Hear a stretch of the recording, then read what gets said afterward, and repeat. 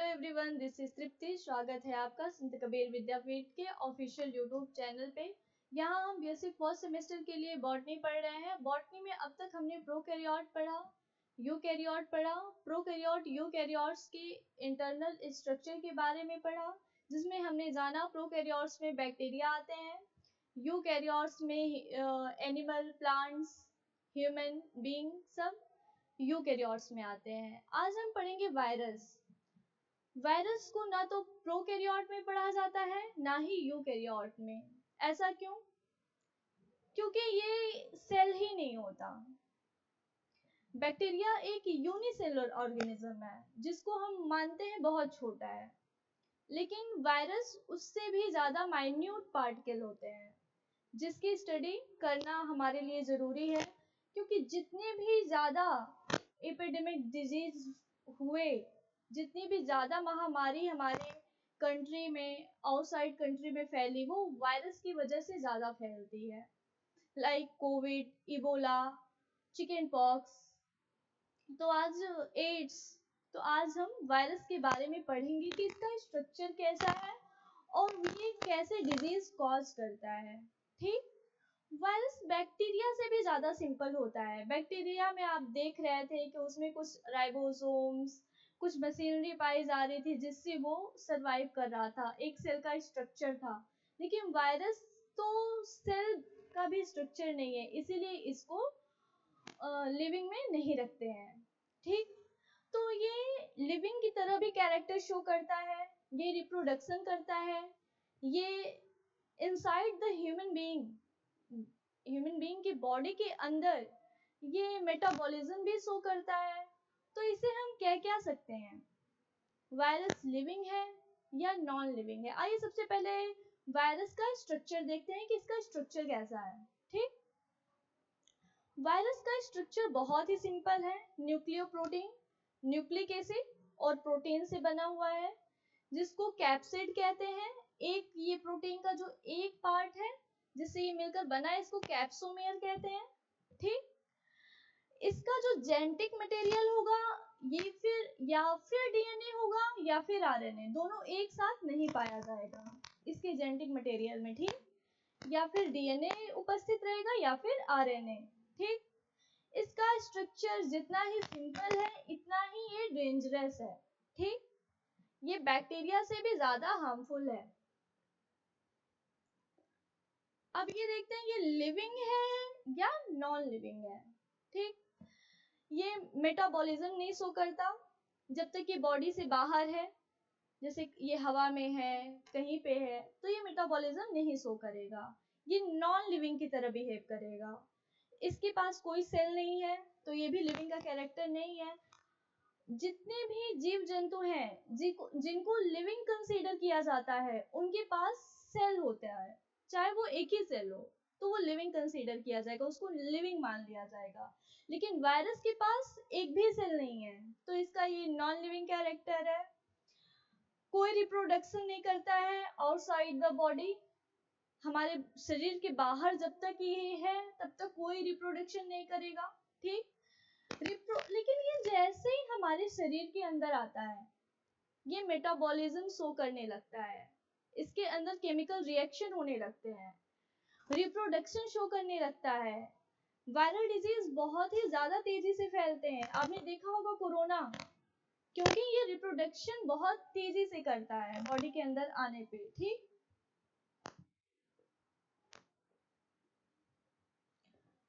सबसे पहले वायरस की खोज, सबसे पहले टोबैको मोज़ेक वायरस देखा गया। हम ये नहीं कह सकते कि वायरस की खोज सबसे पहले किसने की, बहुत सारे साइंटिस्ट इसमें इन्वॉल्व थे।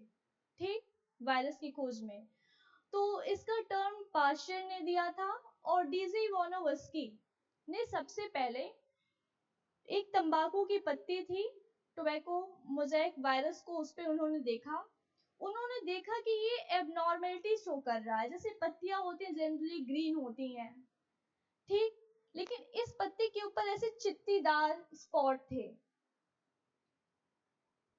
ऐसे चित्तियां थी। ठीक, इसीलिए इन्होंने इसे मोज़ेक कहा। ठीक, क्योंकि इस पे एक ऐसा स्पॉट था, ये नॉर्मल लीफ की तरह इसका अपीयरेंस नहीं था। तो इन्होंने ये सोचा कि ऐसा क्यों है। तब तक लोगों को बैक्टीरिया के बारे में पता था, तो उनको लगा ये कोई बैक्टीरिया होगी जिसकी वजह से ये डिजीज इस पत्ती को हुआ है। ठीक, तो उन्होंने इसके बारे में सोचा, इस पता लगाते हैं। इसने इस पत्ती को क्रश किया और उसमें से सैप को निकाला और ऐसे जार में रखा। ठीक, जार में से इसको छाना,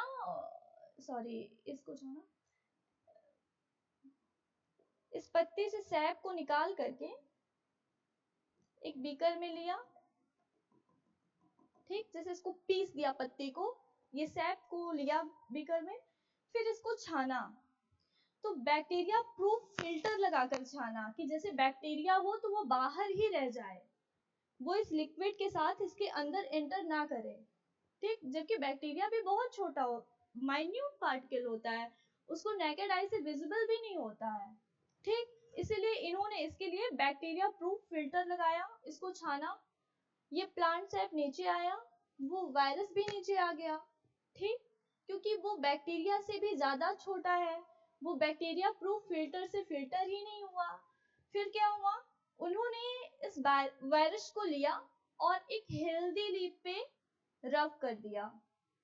हेल्दी जो स्वस्थ पत्ती थी, ये चेक करने के लिए कि अगर ये बैक्टीरियल डिजीज है या कोई ऐसा इन्फेक्शियस एजेंट है जो डिजीज कॉज कर सकता है, तो ये कॉज करेगा लीफ पे। ठीक, तो इस पे इन्होंने इसको लगाया निकाल करके सैप को, फिर इसने डिजीज हो गया। ठीक, इस हेल्दी लीफ पे भी ये टोबैको मोज़ेक वायरस का डिजीज हो गया। ठीक, फिर इसके बाद आते हैं बेंजरिंग। ठीक, बेंजरिंग, उन्होंने क्या किया, उन्होंने भी यही किया। उन्होंने सैप को लीफ से निकाला, ठीक, उसको फिर लीफ पे डाला।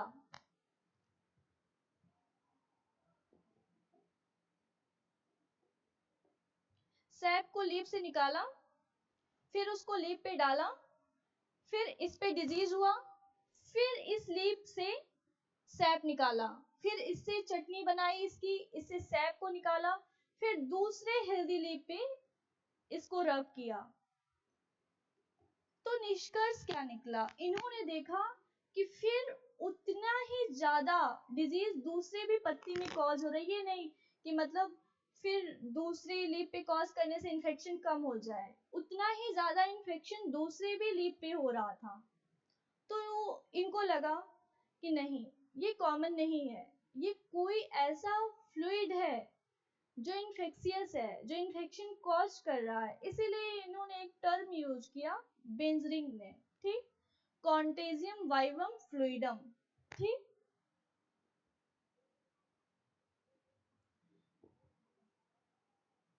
लिविंग पॉइजनस फ्लूइड, ये कोई लिविंग पॉइजनस फ्लूइड है। फिर उसके बाद से डब्ल्यू स्टैनले ने वायरस को क्रिस्टलाइज किया, जिससे पता चला कि वायरस प्रोटीन का पार्ट है, क्योंकि लिविंग सेल को क्रिस्टलाइज नहीं किया जा सकता, किसी भी सेल को क्रिस्टलाइज करना पॉसिबल नहीं है। तो ये पता चला कि वायरस प्रोटीन से बना हुआ है और न्यूक्लिक एसिड से। ठीक,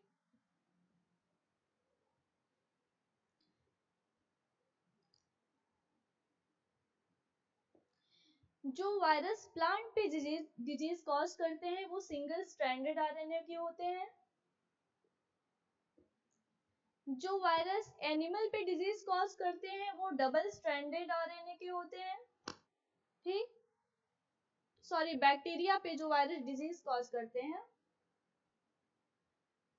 वो डबल स्ट्रैंडेड आरएनए के होते हैं।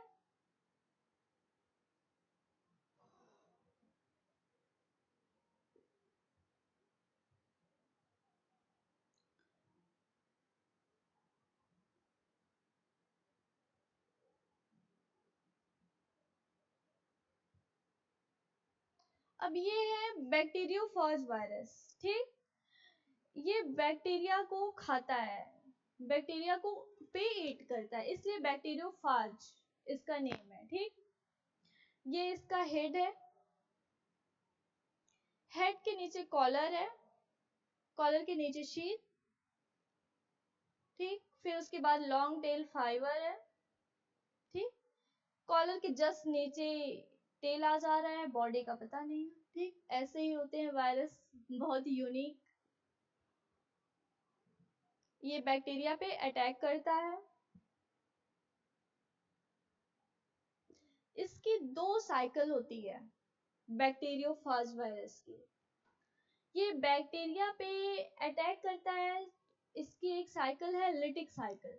ये क्या करता है, बैक्टीरिया पे जुड़ता है अपने टेल के थ्रू, ठीक। इससे अटैच होता है, ये अपना जेनेटिक मटेरियल बैक्टीरिया में ट्रांसफर करता है, ठीक। प्रोटीन कोड बाहर ही रह जाता है। वायरस न्यूक्लियोप्रोटीन है, इसका जेनेटिक मटेरियल या फिर डीएनए या फिर आरएनए, फिर बाहर प्रोटीन, तो प्रोटीन कोड बाहर रह जाता है। ये जनरली जेनेटिक मटेरियल ही अपना इंसर्ट करता है, ठीक, जिसके ऊपर भी ये अटैक करता है, ठीक। तो फिर क्या होता है, ये इसके न्यूक्लिक जो इसका जेनेटिक मटेरियल है उस पर अटैक करके इसको ब्रेक कर देता है। जो बैक्टीरिया है, ये बैक्टीरिया है, इसके जेनेटिक मटेरियल को इसने ब्रेक कर दिया, उसके बाद से इसकी मशीनरी को ये यूज करेगा, ठीक। जो इसके एंजाइम से डीएनए बनाएगा, प्रोटीन बनाएगा, ठीक। इस तरह से ये नए बैक्टीरियो बेबी बैक्टीरियोफेज बना लेगा, ठीक। फिर इसको इसके बाद से ये इसको ब्रेक करके इसको ब्रेक करके बैक्टीरिया सेल को इससे बाहर निकल जाएगा और बैक्टीरिया अल्टीमेटली डेड कर जाएगी। ये क्या कर रहा है, इसके ऊपर अटैक कर रहा है, इसको ब्रेक कर रहा है, इसके जेनेटिक मटेरियल को ब्रेक किया मींस बैक्टीरिया को मार दिया इसने, फिर इसकी मशीनरी को यूज भी कर रहा है, ठीक। इसके एंजाइम को यूज कर रहा है, फिर उसके बाद से अपने लिए नए जो बैक्टीरियोफाज है उसको बना रहा है, फिर ऐसा साइकिल चलेगा, फिर ये दूसरे बैक्टीरिया पे अटैक करेगा। लेकिन ये सभी बैक्टीरिया के साथ ऐसा नहीं कर सकता।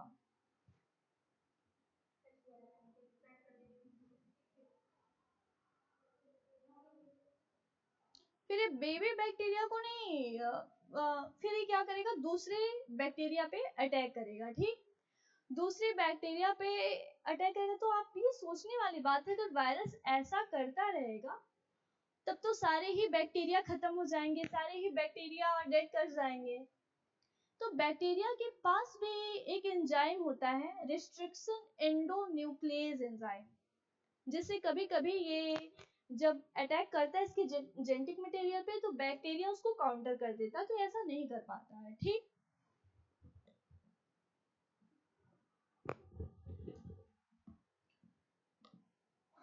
फिर हाँ, फिर इसका एक साइकिल और चलता है, लाइसोजेनिक साइकिल।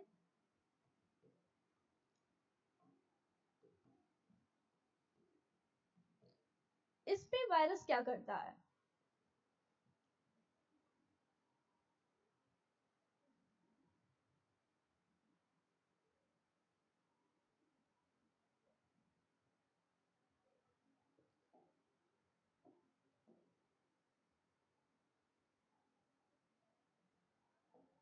इसमें वायरस क्या करेगा, ये सॉरी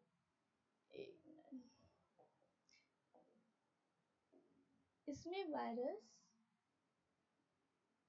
बैक्टीरिया के अंदर एंटर करेगा, इसके जेनेटिक मटेरियल से जुड़ जाएगा, ठीक। और इसके साथ ये रिप्रोड्यूस करेगा, जब बैक्टीरिया अपने लिए रिप्रोडक्शन करेगा तो ये वायरस का भी जेनेटिक मटेरियल रिप्रोड्यूस होगा, ठीक। इसमें ये बैक्टीरिया को किल नहीं करेगा, वायरस इसके जेनेटिक मटेरियल को डिस्ट्रॉय नहीं करेगा, इससे ये अटैच हो जाएगा और नए नए बैक्टीरिया के साथ वायरस का भी फॉर्मेशन होता रहेगा। लेकिन क्या होगा एंड में, ऐसा हो सकता है कि लाइसोजेनिक साइकिल से वायरस लिटिक साइकिल में भी कन्वर्ट हो सकता है। इसका जैसा ही कुछ ऐसा सिचुएशन आया कि ये लिटिक साइकिल में कन्वर्ट हो सकता है तो ये हो जाएगा। फिर क्या करेगा, इसका जो ये जेनेटिक मटेरियल इसको डिस्ट्रॉय करेगा, फिर अपने लिए बैक्टीरियोफाज वायरस बनाएगा, फिर रिप्रोडक्शन करता रहेगा। ठीक,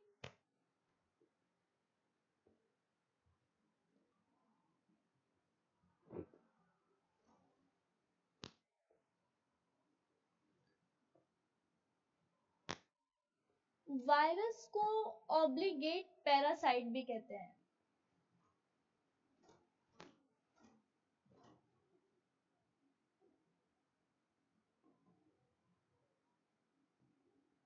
ये ऑब्लिगेट पैरासाइट है। ऐसा क्यों कहते हैं? क्योंकि जब तक ये लिविंग सेल के बाहर है ये मेटाबॉलिज्म नहीं शो कर रहा है, ये रिप्रोडक्शन नहीं शो कर रहा है। लेकिन जैसे ये लिविंग सेल के अंदर एंटर करेगा, इसको अटैक करना ही करना है, इसके पास ऑप्शन नहीं है, इसकी मजबूरी है अटैक करना, इसको पैरासाइट की तरह बिहेव करना अनिवार्य है, क्योंकि इसके पास कोई और ऑप्शन है ही नहीं।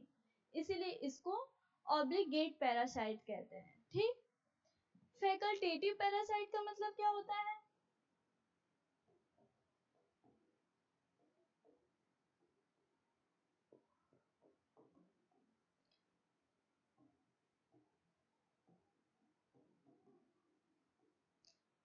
मन किया तो अटैक करेंगे, नहीं मन किया तो नहीं करेंगे, ऑप्शन है।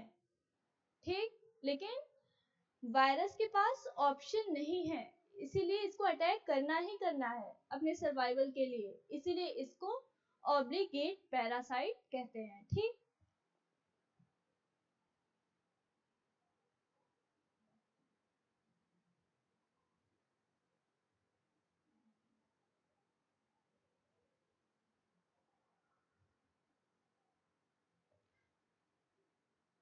अब आपने पढ़ा कि वायरस न्यूक्लियोप्रोटीन है, प्रोटीन का आउटर कवर होता है, उसके अंदर जेनेटिक मटेरियल पाए जाते हैं। वायरस का स्ट्रक्चर बहुत ही ज्यादा सिंपल है और ये प्रोकैरियोट से भी ज्यादा सिंपल स्ट्रक्चर है वायरस का। लेकिन आप उससे भी ज्यादा सिंपल स्ट्रक्चर पढ़ेंगे जो डिजीज कॉज करता है, वायरॉइड। वायरॉइड मीन्स बस जेनेटिक मटेरियल, इसके ऊपर का प्रोटीन हटा दिया जाए तो इसके अंदर भी डिजीज कॉजिंग कैपेसिटी होती है, ये भी डिजीज कॉज कर सकता है। ठीक, इसका एक एग्जाम्पल है पोटैटो स्पिंडल डिजीज, जिसमें पोटैटो ऐसे शेप का हो जाता है। ठीक, इसको टियोडाइनर ने देखा था।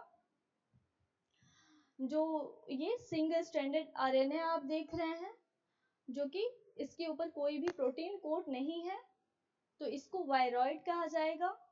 प्रियॉन्स मीन्स बस प्रोटीन है, अब नॉर्मली फोल्डेड प्रोटीन, ये नॉर्मली फोल्डेड नहीं होता है, एबनॉर्मली फोल्डेड होता है, इसको प्रियॉन कहते हैं। मान लीजिए ये जेनेटिक मटेरियल है, इसके पास तो कैपेसिटी है सिंथेसिस की, ये डिजीज कॉज कर सकता है, लेकिन प्रियॉन प्रोटीन, प्रोटीन कैसे डिजीज कॉज कर सकता है? लेकिन करता है, ये आपके बॉडी के अंदर घुसता है, तो ये आपके प्रोटीन को भी एबनॉर्मली फोल्ड होने के लिए मोटिवेट करता है। प्रोटीन जो है वो आपका एबनॉर्मली फोल्ड होता है इसके प्रेजेंस में, तो ये डिजीज कॉज करता है, मैड काउ डिजीज। ठीक, काउ के केस में, जिसमें क्या होता है कि काउ का जो दिमाग होता है वो ठीक से काम नहीं करता, वो ठीक से खाती पीती नहीं, ऐसे स्पॉन्जी उसके ब्रेन के अंदर फॉर्मेशन हो जाता है, जिससे एंड में काउ डेड हो जाती है। ठीक,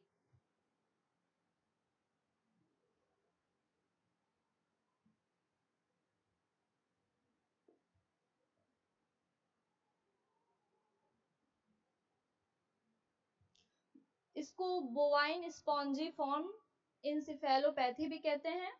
जो मैड कॉर डिजीज होता है। दूसरा डिजीज जो वायरस कॉज करता है उसको सीआर जैकॉब डिजीज भी कहते हैं।